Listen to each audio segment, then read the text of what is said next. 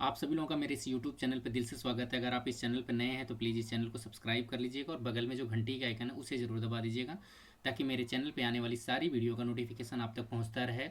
अगर आपके पास HDFC bank का नेट बैंकिंग का यूज़र ID पासवर्ड है और आप चाहते हो फिक्स डिपॉजिट करना, तो वो कैसे करेंगे फिक्स डिपॉजिट, उसके बारे में इस वीडियो में आज हम डिस्कस करने वाले हैं।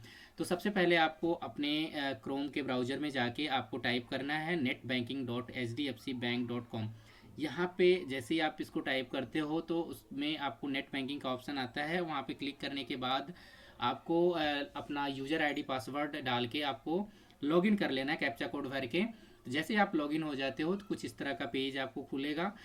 यहाँ पे आपको लेफ्ट साइड में अकाउंट्स के नीचे आपको ट्रांजैक्ट करके एक ऑप्शन होगा, उस पर जैसे ही आप क्लिक करते हो तो नीचे आपको आएगा fund transfer to own accounts. उसके नीचे आएगा ओपन फिक्स डिपॉजिट ₹5 करोड़। मतलब इस 5 करोड़ से नीचे नीचे अगर आपको करना है, लेस देन 5 करोड़ अगर आपको करना है, तो इस वाले लिंक पे क्लिक करोगे। जैसे इस वाले लिंक पे आप क्लिक करते हो तो आपको फिक्स डिपॉजिट का जो है इस तरह का पेज खुल जाएगा। इसमें आपको फिक्स डिपॉजिट जो करना है वो आपका 3 ऑप्शन देता है।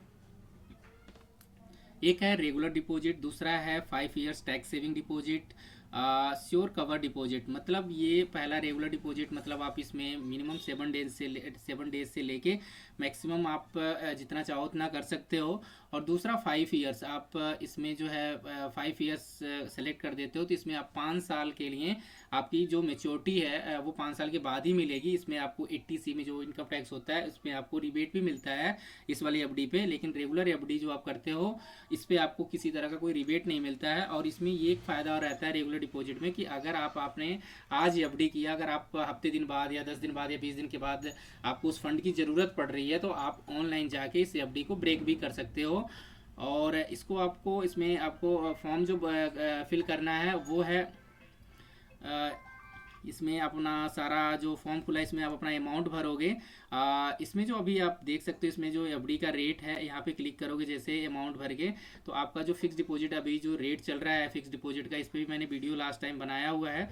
तो इसमें आप जाके यहाँ पे रेट यहाँ पे चेक कर सकते हो कि जो HDFC बैंक है वो कितना आपको ब्याज दे रहा है, साल का कितना दे रहा है, महीने का कितना दे रहा है, 7 दिन का कितना दे रहा है।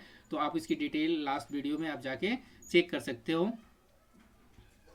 इसमें आप अपना अमाउंट भर दोगे, कितने अमाउंट का आपको एफडी करना। मान लो आपको 10,000 का एफडी करना है तो 10,000, या 20,000 का एफडी करना है तो 20,000, या 25,000 का एफडी करना है तो 25। मिनिमम अगर आप 25,000 की एफडी करते हो तो उसमें फ़ायदा होता है। तो इसके ऊपर अगर आप करते हो तो कभी आपको अगर ज़रूरत पड़ती है तो लोन भी मिल जाता है। और लोन जो होगा वो आपकी एफडी अमाउंट का 90% होता है। अगर आपने ₹1,00,000 किया तो 90,000 आपको लोन मिल जाता है। और उस लोन के ऊपर आपको ब्याज सिर्फ उतना देना होता है जितना आपका एफडी रेट जो 5% है उसमें 2% प्लस करके। मान लो आपका एफडी रेट 5% है तो आपको 7% पर एनम, मतलब 1 साल का जो ब्याज जो आपका एफडी से तो 5% ब्याज मिलेगा ही, लेकिन आपको जो है 7%, मतलब 5% जो एफडी पे तो बैंक आपको देगा। और आप जितना पैसा यूज करोगे 90%, जैसे आपका लोन होगा, जैसे 1,00,000 का एफडी है उस पर 90,000 आपका ओडी की तरह लोन आपके अकाउंट में आ जाएगा, सेविंग या करंट जो भी अकाउंट है। और उस पैसे का आप चाहो जितना यूज करोगे, जैसे मतलब आपने 10,000 यूज किया, 20,000 यूज किया और जितने दिन के लिए यूज किया, तो 1 साल का जो ब्याज पड़ा वो 7%। और आपने 90,000 में से आपने सिर्फ 10,000 यूज किया तो 10,000 का ही आपका 2 दिन का ब्याज पड़ेगा, पूरे साल का नहीं पड़ेगा, सिर्फ 2 दिन अगर आपने यूज किया तो। और जो ब्याज होगा मंथली बैंक कैलकुलेट करके आपके सेविंग या करंट अकाउंट से हर महीने की लास्ट डे को आपसे आपका जो ब्याज बनेगा वो काट लिया जाएगा। तो यहाँ पे आप अपना अमाउंट भरोगे। अमाउंट भरने के बाद आप नीचे चले जाओगे, इसमें आपको डिटेल पूछेगा। इसमें आपका जो नेचर ऑफ डिपॉजिट है वो आप अपना सेलेक्ट करोगे, किस तरह का नेचर आप देना चाहते हो। आप अगर जैसे 7 डेज से लेके 180 डेज के लिए अगर आप करना चाहते हो तो ये पहला ऑप्शन सेलेक्ट करोगे। आपको मंथली इंटरेस्ट पे आउट, अगर आपको जो भी आप एफडी करते हो उसका आपको जो ब्याज है वो मंथली आपके बैंक में क्रेडिट होता रहे तो इस वाले ऑप्शन को चूज करोगे। क्वार्टरली इंटरेस्ट पे आउट, मतलब आपका जो ब्याज है वो 3 महीने के बाद आए तो इस वाले ऑप्शन को आप चूज करोगे। जितने साल के लिए करो, हर 3 महीने में आपका जो ब्याज बनेगा वो ब्याज आपका बैंक में क्रेडिट हो जाएगा। री इन्वेस्ट ऑफ इंटरेस्ट, अगर आप जो ब्याज है उसको री इन्वेस्ट करना चाहते हो तो आप अपना प्रिंसिपल और ब्याज जो री इन्वेस्ट का ऑप्शन इस पर सेलेक्ट कर दोगे। जैसे कि आपने 2 साल के लिए किया तो आपका जो अगर मान लो 1 लाख का एफडी है, जो प्रिंसिपल 1 लाख हो गया, 1 लाख के ऊपर जो आपको ब्याज मिला वो दोनों प्लस करके अगले साल के लिए री इन्वेस्ट हो जाएगा अगर आप इस वाले ऑप्शन को चूज करोगे तो। मान लो आपको 7 डेज से लेके 180 डेज के लिए अगर आपको करना है, इस वाले ऑप्शन को आपने सेलेक्ट कर दिया तो यहाँ पे आपको पूछेगा कि कितने टाइम के लिए आप डिपॉजिट करना चाहते हो, डेज भरोगे आप इसमें। मान के चलो आपने यहाँ पे 14 दिन या 30 दिन जो भी आपको डेज देना, 30 डेज मान लो आपको करना है तो 30 डेज यहाँ पे आपने भर दिया। यहाँ पे फिर मेच्योरिटी इंस्ट्रक्शन आपको यहाँ पे चूज करना होगा कि इसमें जो ऑप्शन है वो है रिन्यू प्रिंसिपल एंड इंटरेस्ट। जो भी आपका जो प्रिंसिपल है जो आपने एफडी किया है और उसके ऊपर जो ब्याज मिला है री इन्वेस्ट, मतलब 1 साल के बाद ऑटोमेटिकली वो क्या होगा, अगले साल के लिए री इन्वेस्ट हो जाए, रिन्यू हो जाएगा। और उसके बाद अगर आप चाहते हो रिन्यू प्रिंसिपल ओनली, केवल आप जो अपना एफडी कर रहे हो केवल वही आपका रिन्यू हो और जो उसके ऊपर जो ब्याज आपका साल का मिले वो आपके बैंक में क्रेडिट हो जाए, तो आप दूसरे ऑप्शन को सेलेक्ट करोगे।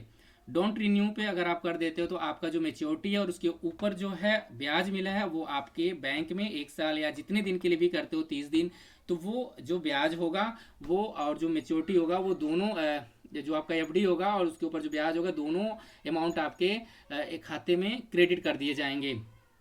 जो भी आपका सेविंग अकाउंट है या जो करंट अकाउंट है उसमें ट्रांसफर हो जाएगा। यहाँ पे अपना अकाउंट सेलेक्ट कर लोगे जिसमें आपको चाहिए। फिर उसके बाद नॉमिनी का जो ऑप्शन आता है इस पर आप क्लिक करोगे, नॉमिनी का फैसिलिटी, इस पर यस करोगे तो जैसे ही आप नॉमिनी पे के फॉर्म उस पर चेक बॉक्स पे आप क्लिक करोगे तो जो उसके बाद ऑप्शन सेलेक्ट करने के लिए आएगा कि display nominee name on FD advice. जो आपका रिसिप्ट आएगा उस पर आप नॉमिनी का नाम भी चाहते हो तो यहाँ पे यस पे ट्रिक मार्क कर दोगे। उसके बाद नीचे ऑप्शन आएगा रिप्लिकेट सेविंग अकाउंट नॉमिनी। जो आपका सेविंग अकाउंट का नॉमिनी है अगर उसको ही आप रखना चाहते हो तो इस पे आप कर सकते हो। अगर आप दूसरा न्यू नॉमिनी देना चाहते हो तो यहाँ पे टिक मार्क करके न्यू नॉमिनी आप भर सकते हो। उसके बाद आप अपना कंटिन्यू पे क्लिक कर दोगे। जैसे कंटिन्यू पे क्लिक करोगे तो आपका जो है सेविंग अकाउंट से जितने अमाउंट का आपने एफडी किया है उतना अमाउंट डिडक्ट होके एफडी में चला जाएगा और आपकी एफडी बुक हो जाएगी। आप ऑनलाइन चाहें तो इसका आप अपना रिसिप्ट डाउनलोड कर सकते हैं। अगर आपको मेरी ये वीडियो अच्छी लगी तो प्लीज़ इस वीडियो को लाइक कर लीजिएगा। अगर आपने अभी तक सब्सक्राइब नहीं किया तो प्लीज़ सब्सक्राइब कर लीजिएगा। और मेरा इस वीडियो को देखने के लिए आप सभी लोगों का दिल से धन्यवाद। मिलते हैं अगली वीडियो में।